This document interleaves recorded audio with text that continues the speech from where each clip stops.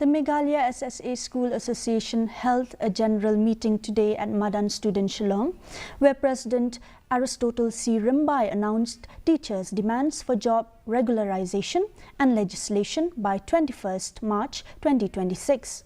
Rimbai stated that the association will meet with all 12 cabinet ministers, including the Chief Minister, to convey their decision, giving the government 2 months to respond.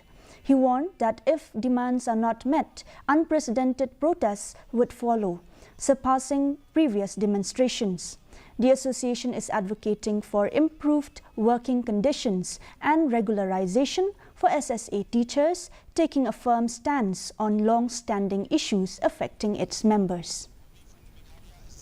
Association, we will meet all the 12 cabinet ministers, that is including our honorable chief minister Sir Conrad K. Sangma, to request them to come up with a policy how to observe pertaining to the security of service of SSA teachers in the state of Meghalaya.